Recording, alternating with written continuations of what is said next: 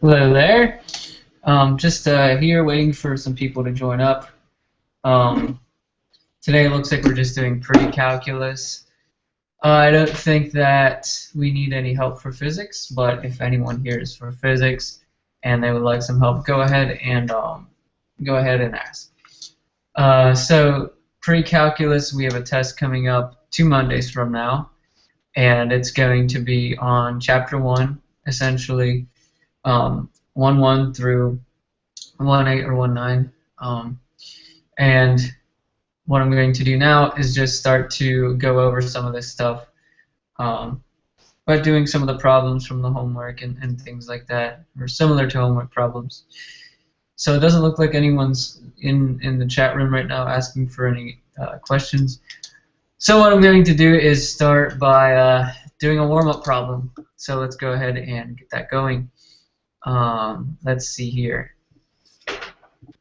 I'd like to start out with, so I'm going to make sure everyone can see it.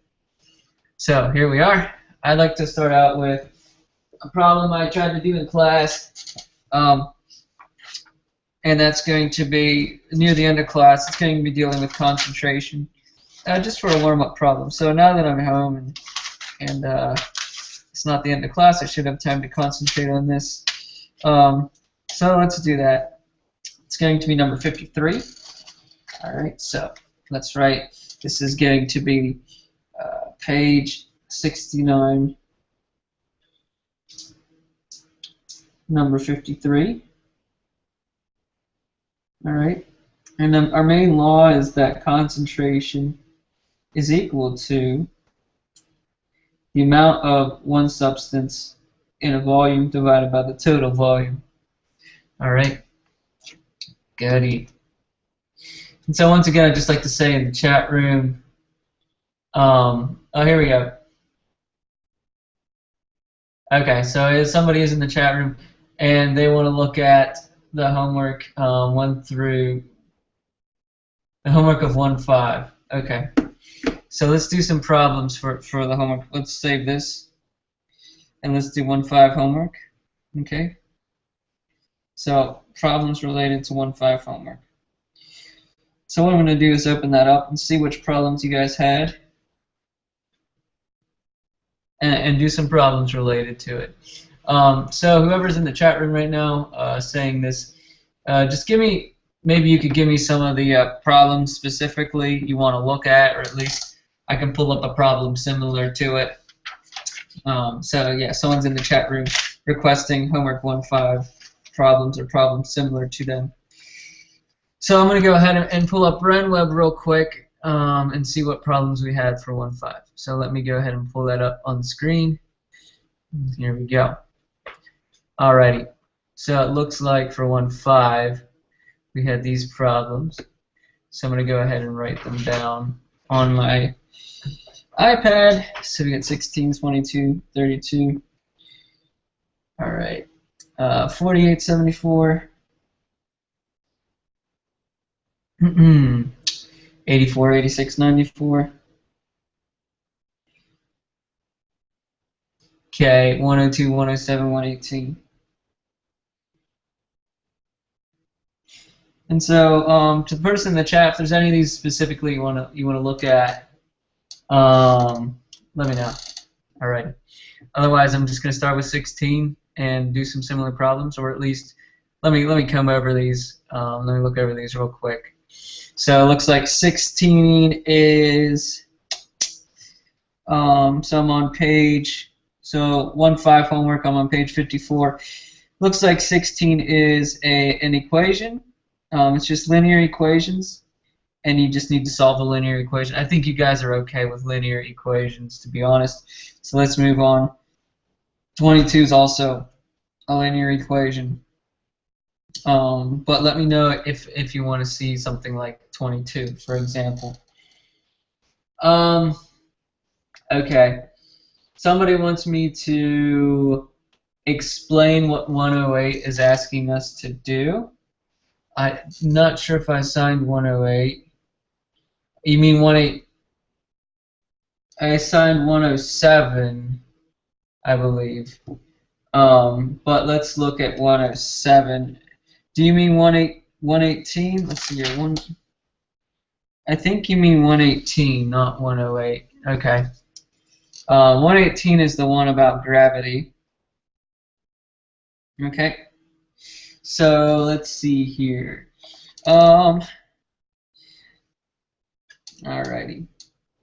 So let me go ahead and pull it up, or pull up the screen for you. Alright, so this is 118. If an imaginary line segment is drawn between the centers of the Earth and the Moon, the net gravitational force F acting on an object situated on this line segment is F is equal to negative K. K is just some constant over X squared. X is the distance between the centers plus 0.012K divided by 239 minus X squared. Okay, and we have the Earth and the Moon. Okay, X is the distance of the object from the center of the Earth. Alright, so this is for an object between the Earth. So here's the Earth, here's the object, and here's the Moon. Okay, so X is the distance of the object from the center of the Earth. This is X. Okay, and it looks like the distance from the Earth to the Moon is 239. Not sure what the units are on that. Doesn't say. Thousands of miles. Yeah, thousands of miles. That's 239. Okay. And yes, 118. Yes, I do see the messages above. Okay. And oh goodness, it won't let me sign into the chat. But to the person in the chat who's asking if I could see the messages above, yes, I can. An example similar to, okay, so then I have more requests on problems that we can go look at after this. So I am seeing the person in the chat saying things. So there we go. Number 5 on the quiz 2 I handed back today. Should be able to look at that at the end. Alright, so I got to get moving here. This is a problem similar to 118, or this is 118 in this case. Alright, so let's move on. How far from the center of the Earth is the dead spot where there's no net gravitational force, right? So, find X where the net gravitational force, which is F in this equation, is equal to 0. So, solve this equation, set equal to 0. Now, your answer is going to depend on K. And that's okay. Well, no, it won't. The first thing you can do is divide both sides by K, and K is gone, right? Okay. So that's the idea for that one. Now let me look at the rest of these. So examples similar to 32, 74, 84, 86. So not 48, sorry. These guys. 94, 102, and 107. So pretty much everything except for the easy problems. Okay. Well, we'll do what we can in the time we have. All right. So 32. First off, 32. Let's see if there's a problem similar to that, or if I can at least group it with another. So number 32. All right. So solve 1 over r. So we've already equals 1 over r1 plus 1 over r2. Solve that for r1.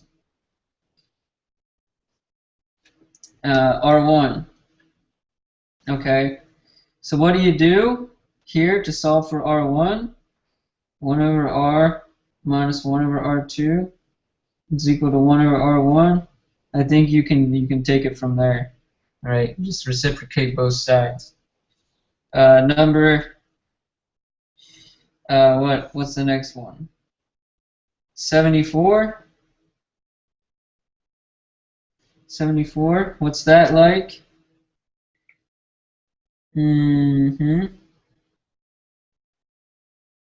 74? This is all. Just find the real solutions of the quadratic equation. So you can either use the quadratic formula or you can complete the square here, right? Okay. So I'll do 72 because it's very similar, right? Okay. 0 is equal to x squared minus 4x plus 1. First of all, does this factor? And it's no, so we got to complete this square. And we're completing the square. Now there's a relative minus sign between x squared and 4x, so I need to use this square completion with the minus sign in it, like that. So x squared is like the a squared over there. Minus 4x is like the minus 2ab. Okay? And now I need to plus and minus b squared here, right? So I take this here, and I need to find what b squared is. I add it. I subtract it, so I'm not changing the overall expression. Okay, I'm gonna check the chat real quick, make sure I'm not missing anything. No. Okay. So a is equal to x based upon this first comparison, right? Look under x squared, it's equal to a squared. A is x. Negative 2, I'm going to put x for a. B is equal to negative 4x. So b is equal to 2. So I take this, I add b squared, I subtract b squared. Minus 4x plus 4. Minus 4 plus 1. No, sorry. Okay. So this is a perfect square by design, right? And it's a minus b squared. A is x, b is 2. So we get 0 is x minus 2 squared. This feels really familiar. Minus 3. Now you have x in a linear fashion on this side, right? So what we do is we add the 3 to both sides, and we take the square roots to get the square root of 3 plus or minus is equal to x minus 2. Right? And so x is equal to 2 plus or minus root 3. Here you go. So you just follow a similar process for 74. It has that relative minus sign there. Okay, I'm going to check the chat real quick. Looks like we're doing something like 84.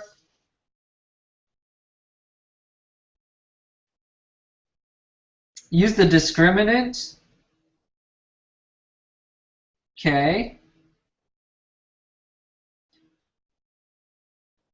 To determine the number of real solutions.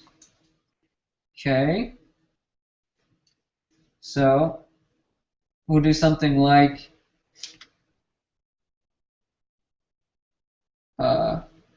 84. I'm just going to change around the letters. I'll use x squared plus k x minus c is equal to 0, where c is greater than 0. Right? The discriminant is the square root of b squared in this formula minus 4ac.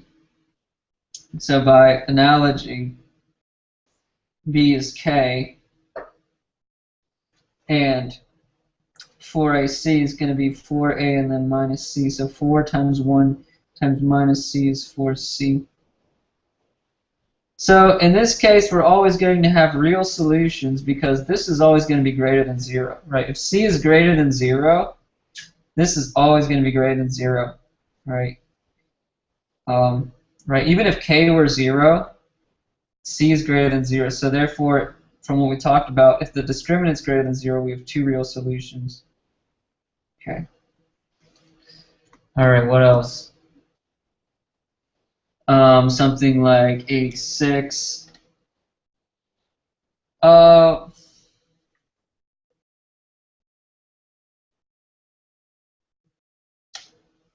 we can do 85. That's like 86. And how am I doing? I got 15 minutes left. 1 over x minus 1 plus 1 over x plus 2. Let me make sure the screen's still working. Yeah, it's still working. It's 5/4. And if you want to look at anything from 1/6, I recommend you request it now because, right, we only have 14 minutes left on this. And I'm not going to be able to get through all of 1/5. Okay. So the common denominator on the left side is x minus 1, x plus 2. So for this first fraction, you'd multiply the numerator and denominator by x plus 2, represented here, and the numerator and denominator of this one by x minus 1, represented here. That's equal to 5/4. Okay. Multiply both sides by the denominator. What are you going to get? You're going to get on the left-hand side just the numerator, which we can simplify to 2x plus 1. And the right-hand side, 5/4 x minus 1, x plus 2. Now let's expand this side. Expand. And let's multiply both sides by 4. Times 4 to both sides, just so we're not working with fractions. Because I don't like working with fractions very much. So, times 4 to both sides. Okay, so what are we going to get? On the left-hand side, we get 8x plus 2. Plus 4. And now the 4 and this 4 will cancel. Right, this 4 here will cancel the 4. So we're going to get 5. And then expanding that, we're going to get x squared plus 2x minus x is plus x. And then minus 2. So grouping everything together, we get 5x squared. Grouping the x terms from the right and the left, we're going to get 5 minus 8, so minus 3x. And then negative 10, right, remember you got to distribute this 5 to each term here. This one, this one, this one. So we're going to get negative 10 on the right-hand side, and then a 4 on the left-hand side, which will leave us with ultimately minus 14 is equal to 0. And let me just double check the math there and make sure I did it right. Let me have a minute here. Let's see here. Looks right. Looks right. 8x plus 4, 5, and then x squared. 2x minus x is x minus 2. And if you have any questions on what I'm doing, just leave it in the leave a comment, and I can answer that. So then we're going to have 5x squared, and then 5x and 8x on this side, giving me minus 3 when I add them together. Minus 10, minus 4 is minus 14. That's right. Okay. I have anything nice to work with here? Not really. So let's see if I can get a 5x in one term and x in the other term. So what two numbers multiply to give me negative 14? Well, I got minus 2 and 7, so let's try that first. Minus 2 and 7. So 5 times negative 2 is negative 10. Plus 7 is 3x. Hey, that happened to work right on the first try. Good. Okay, and that works. So the solution is either this is 0 or this is 0. Let's look at the left case first. 5x plus 7 is 0. And you can solve through and see that this means that x is equal to negative 7/5 is one solution. And in the second case, we have x is equal to 2. And that's the simpler solution from this left term that could also be 0. Alrighty. Any questions in the chat yet? No. So that was something similar to 86, 94.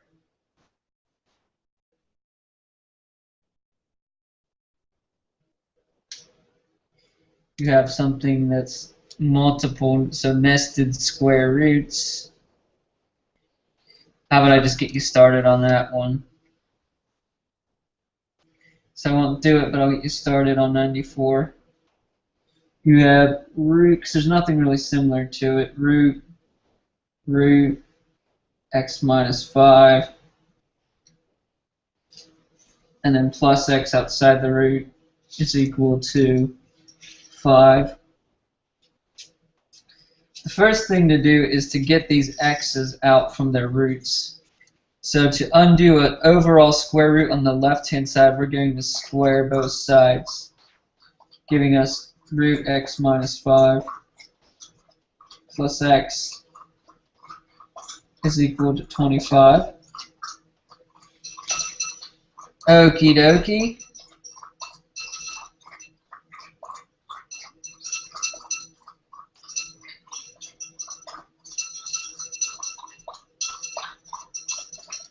All right. Now where do we go from here? Not so clear where we should go from here, but we will try anyway. So this is x minus 5 to the 1/2.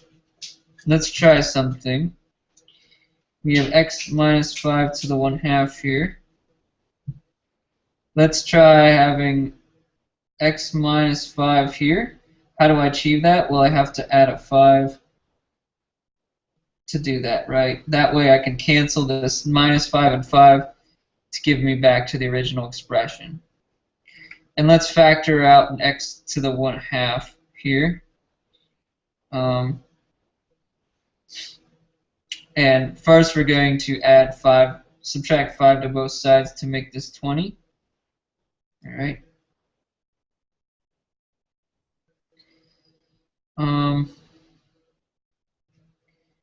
X minus 5. And this is going to be to the 1/2 is equal to, so I take one factor out here and I get x minus 5 to the 1/2 here is equal to 20. This one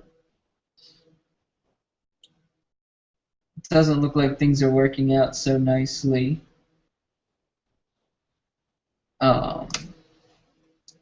Well, that's a tough one. If you get this one right, it's bonus. Bonus. But that was my attempt. See if you can figure it out. I can't figure it out in this time frame. All right. What else? What else do we got? Anything else from the chat? Let's see here. Something like 102. Sure. Let's do 103. Number 103. Because it's like 102. Alright, what do we got? We got x to the 1/2 minus 3x to the 1/3 is equal to 10x to the minus 3/2.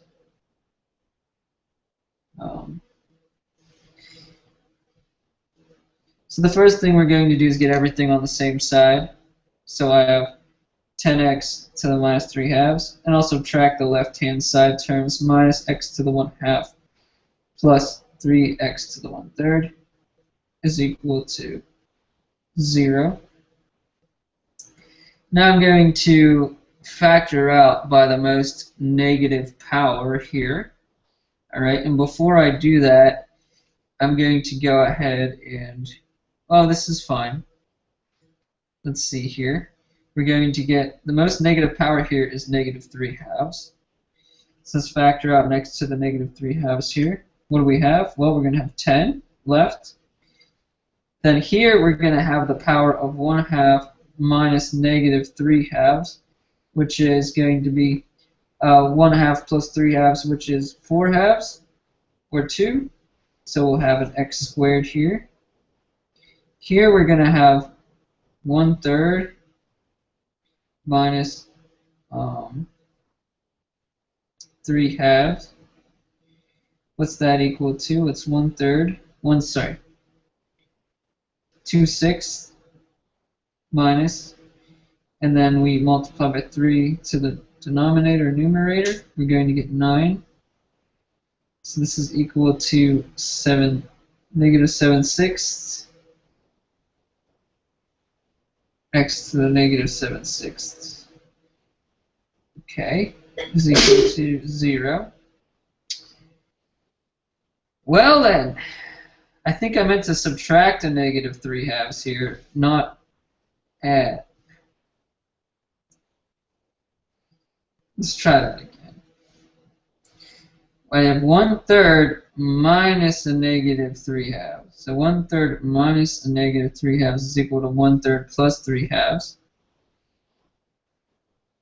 which is equal to 2/6 plus 9/6, which is going to be equal to 11/6. Okay. So we're left with x to the 11/6 power.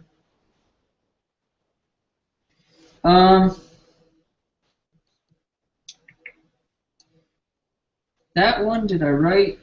Oh, I made a mistake. Okay. I made a mistake, sorry. I wrote the problem. I mixed two problems together. I think I took the right side from 102 and put it into 103 by accident. So this should be 3x, sorry about that, 3x to the 1/6 minus 9. Okay, let's try solving this problem. Once again, move everything to one side. So I'm going to get 3x to the 1/6 minus x to the 1/2 plus 3x to the 1/3 is equal to 9. So I'm going to move 9 on its own side so I can factor nicely on this side. Okay, so let's take out an x to the, what's the smallest power here? Not 1/3, not 1/2, 1/6 is. Let's take out a 1/6. That leaves a 3. And we're going to have 1/2 minus 1/6, which is equal to 3/6 minus 1/6. It's equal to 2/6. 1/3. Just have x to the 1/3 here. And then here we have 1/3 minus 1/6. 1/3 minus 1/6. Okay. This is equal to 2/6 minus 1/6, which is 1/6. X to the 1/6, or this is equivalent to 1/3 is equivalent to 2/6, and that's equal to 9. So here we let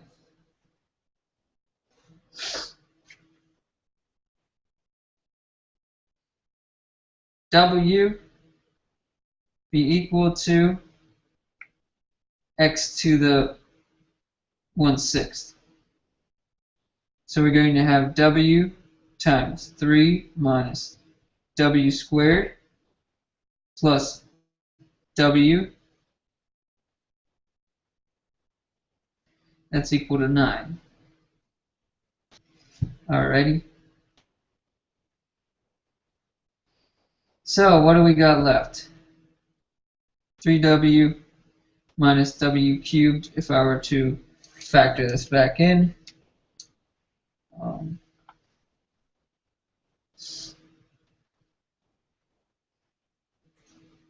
Plus w squared is equal to 9. And we have this equation to solve. W cubed plus w squared minus 3w is equal to 9. Which is not so simple. So did I make a mistake? Let's see here. Let's look at the original problem again. X to the 1/2 minus 3x to the 1/3 equals 3x to the 1/6 minus 9. And then I have 3x to the 1/6. That's right. Minus x to the 1/2. That's right. Plus 3x to the 1/3 is 9. Subtract out x to the 1/6 from each. Factor it out. That appears to be right. Okay. So something with this problem in particular is sort of interesting. We could try something here. Let's try it. Okay. Let's see here. One possible solution to this. Copy. Paste. So let's start with this step and ignore the ones below it. One possible solution is that w is equal to 3 and that this here is equal to 3. All right? And if those two multiply together, then we are going to get 9. So let's try it. 3 minus w squared plus w is equal to 3. Right, 3 times 3 is 9. So if this factor is 3 and this factor is 3, then we're going to get 9, right? Now the problem is, if w is 3, right, that automatically sets w3 here, right? So this is going to be 9, and this is going to be 3. All right, so 3 minus 9 is -6. So here I get -3, all right? So let's try this being -3 and this being -3. I'm going to get 9 here, and I'm going to get a -3 here. So 3 minus 9, so that gives me -9 altogether.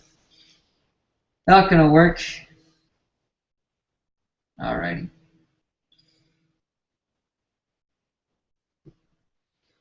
So you can try different factors here. This problem looks exceptional, and the 102 that I assigned is not as exceptionally hard because it all has even powers of 2. So just factor out x to the -3/2 in 109 in 102. In 102, factor out x to the -3/2, and it should work out pretty well. All right. Alrighty. Let's see if there's anything else going on here. Sorry about all that.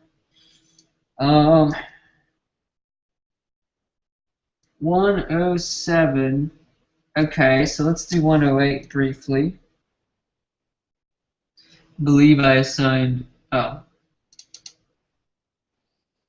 Let's see here. I assigned 107. So 108, we have x minus 6 is equal to 1. Now the absolute value is defined so that x minus 6 must be equal to plus or minus 1, either 1. When I hit with the absolute value, I get 1. So x is equal to 6 plus or minus 1. X is equal to 7, or x is equal to 5. It's that easy. Okay. And that finishes up the requested questions I got in the chat room. So I'll give it a few minutes here, see if anyone else has a question. Let's see here, just going back through everything. 94 is especially challenging, so making that one worth bonus if anybody gets it. Otherwise, it will not penalize you to miss 94. It's just exceptionally challenging, I think. What else?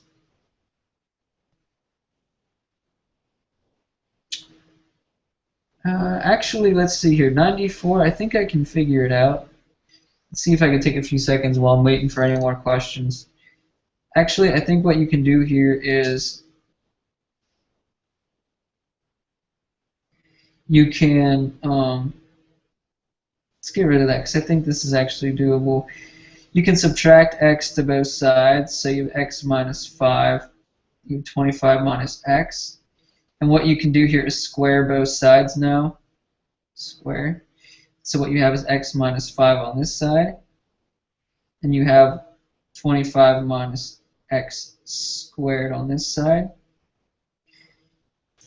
And now you have a quadratic equation you can solve, right? You have x minus 5 on this side. On this side, you're going to have 25 squared plus x squared minus 50x. Combine the terms. You're going to get x squared minus 51x, and you're going to get whatever, so plus 5 plus 25 squared. And you can just use quadratic formula. This is equal to 0. Use the quadratic formula here. It's a bit messy for completing the square, really. Although you could do it. Alright, let me check for questions.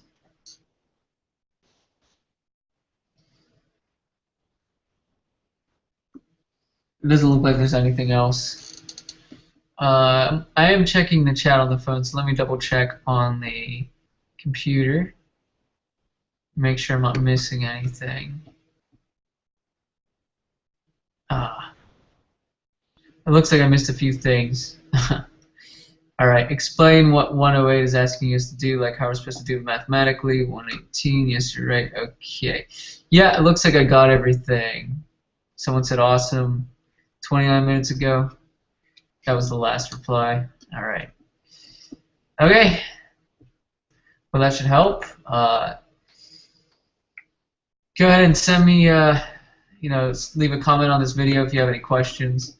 Or, talk to me tomorrow before the homework is due. That should give you a jump start on things. Alrighty. Thank you guys much. You guys are dedicated students if you're watching this, and I appreciate that. Talk to you guys tomorrow. Bye.